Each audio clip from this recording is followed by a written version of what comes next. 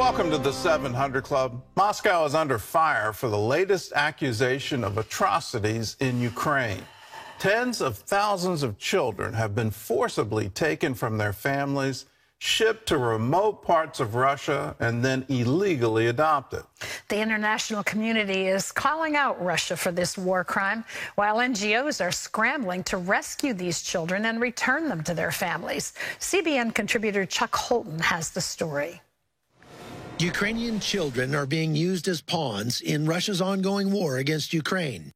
Vladimir Putin is accused by the International Criminal Court of unlawful deportation of children. Ukrainian authorities are pushing for the return of thousands of Ukrainian kids taken from their own country and forcibly adopted into Russian families. The numbers of the children vary anywhere from 16,000 that have been proven to, by name, it's 16,000, like 121 children, so it's by names, to over 300,000 that the Russian Commissioner for Children's Rights is claiming that they've taken over. And these children have been illegally taken to Russia. These are Ukrainian children, and given Russian citizenship and being adopted into Russian families really illegally. Last May, President Putin changed Russian adoption laws to simplify the process and enable these illegal adoptions. Majority of them do have living parents or relatives, and so they have been illegally, many of them have been forcefully separated from their parents when the parents were taken into so-called filtration camps, where the parents have been checked for their allegiance to Ukraine and would be charged, with that as a crime, and the children would be separated and taken into Russia or some into the occupied Crimea. When the mother with her 4-year-old daughter tried to pass this filtration camp, and then they separate her from her daughter, and she had to give her little daughter to some woman she even didn't know, and we still don't know what happened to her.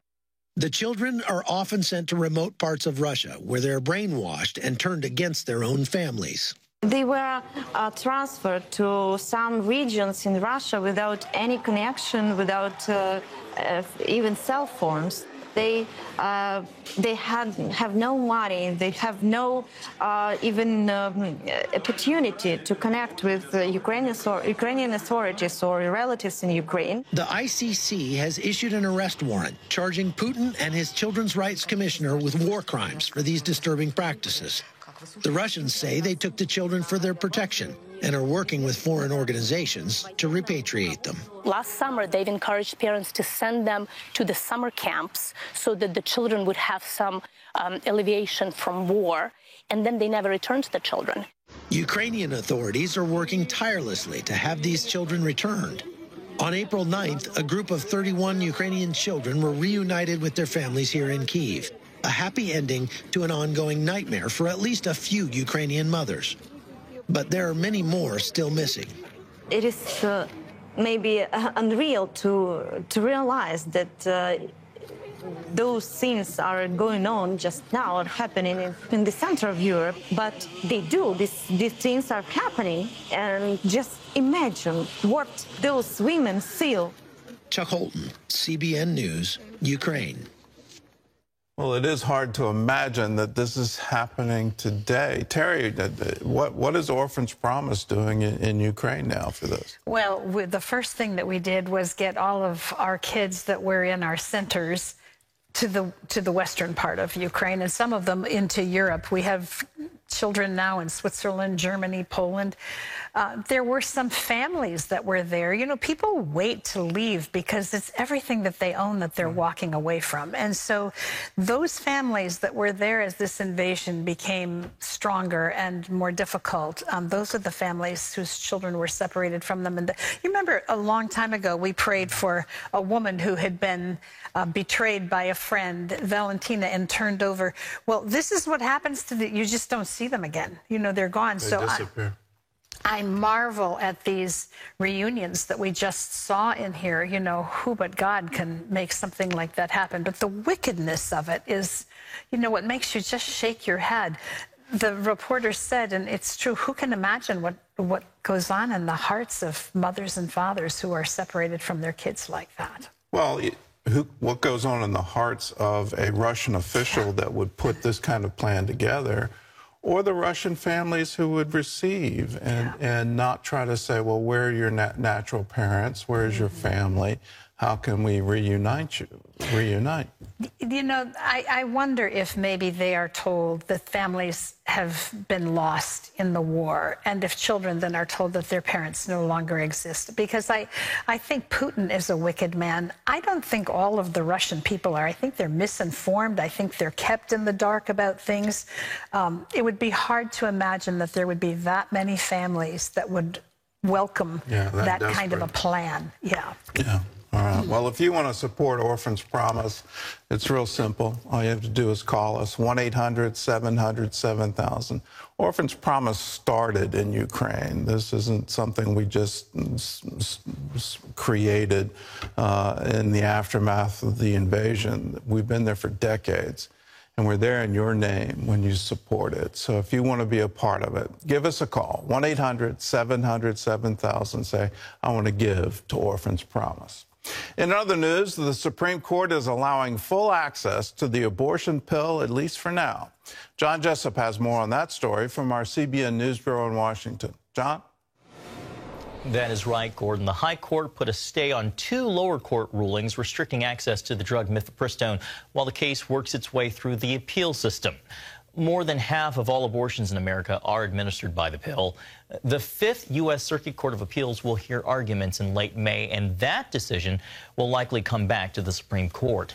Abortion is turning into a thorny issue for Republicans. Last week, GOP frontrunner Donald Trump came under fire from a major pro-life group after his spokesperson said abortion should be a state issue. Marjorie Dannenfelser, president of SBA Pro-Life America, told CBN News candidates who don't treat it as a national issue are on the wrong side. A spokesman said this was a states' rights only issue. That is antithetical to the pro-life position. So, of course, we're going to say that. That's antithetical. And presidential candidates on our side should never say something like that. Over the weekend, Trump's former vice president, Mike Pence, told Iowa's Faith and Freedom Coalition that he disagrees with Trump's position and backs a 15-week national ban on abortion. Pence has yet to declare that he's running for the Republican nomination. Well, President Joe Biden is set to announce his bid for re-election, finally.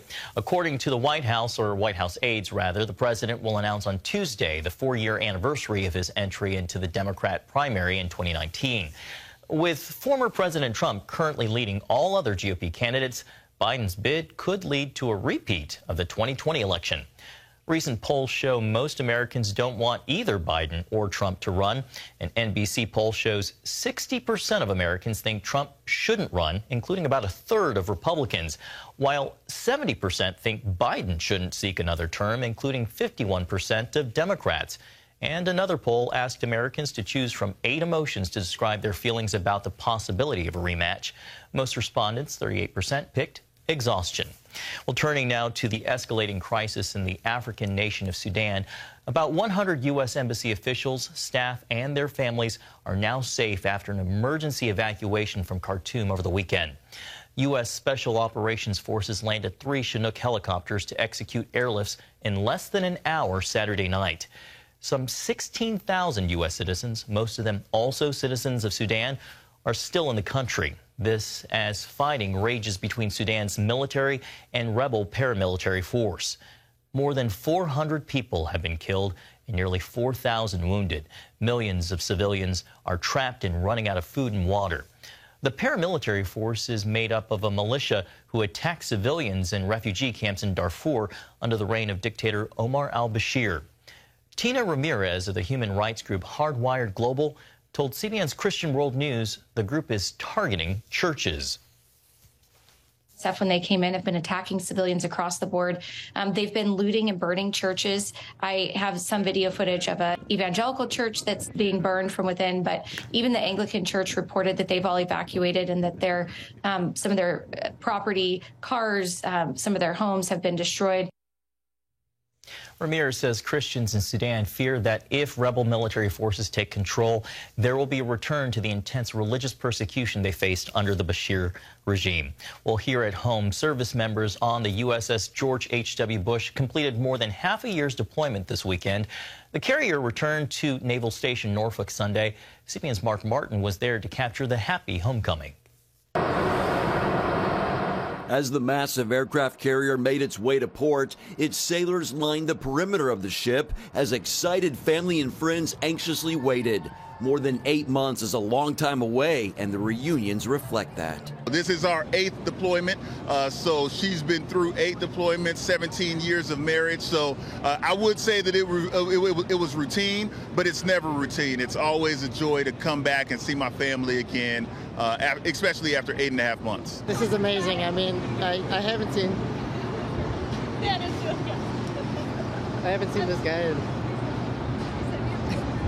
ever. I mean, he was born on deployment, so in the middle of deployment, I got the video chat with my wife, and this is the first time I get to see him. Rear Admiral Dennis Velez commands the entire Carrier Strike Group 10. I've been doing this for 31 years. This is my 10th deployment, and I just come in here and seeing family, seeing the sailors, seeing their families for the first time. It is magical. It is really it is the best part of the deployment is coming home. About 5,000 sailors served on board the USS George H.W. Bush during this deployment. They worked with 26 countries, developing relationships with NATO allies and partners in both the Africa and Europe areas of operation.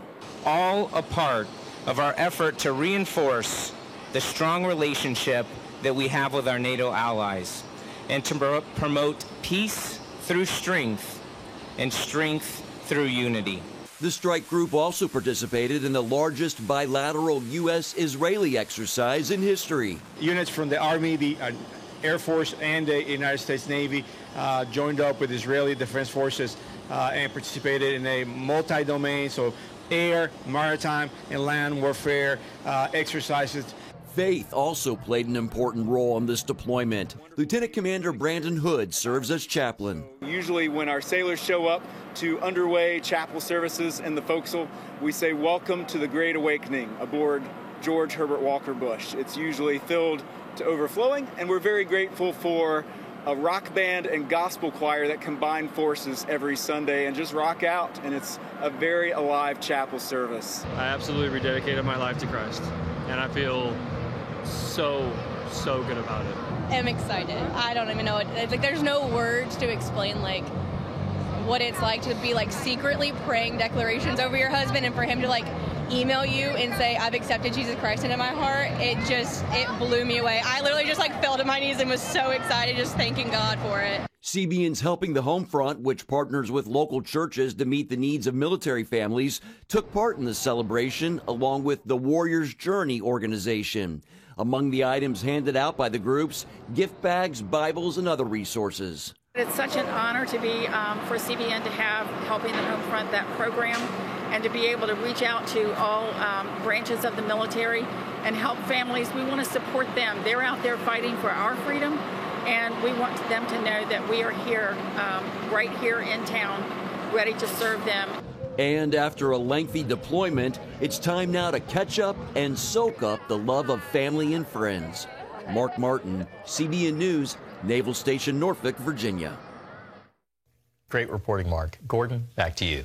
It's great to see when the ships come in, the reunions, but it's also a reminder for all of us the sacrifice that our military families do, and they do it with dignity, and they do it regularly. When you hear someone say, "This is my 8th deployment, my 10th deployment," realize that is separation from children, that is separation from your spouse. There's a sacrifice to serving our country. And in that sacrifice, we want to remind military families, we're there with you. That's why we call it Helping the Home Front. That if you support that, you're supporting military families that say, yes, we honor you because we understand that you are serving too. If you want to give to Helping the Home Front, we have a designated fund, and all you have to do is call us, 1-800-700-7000. Say, I want to give to help our military families. So often there's a whole lot more month than there is money. when they fall behind on bills or other things with life, we want to honor their service and say, we want to stand with you. If you want to be a part of it, 1-800-700-7000.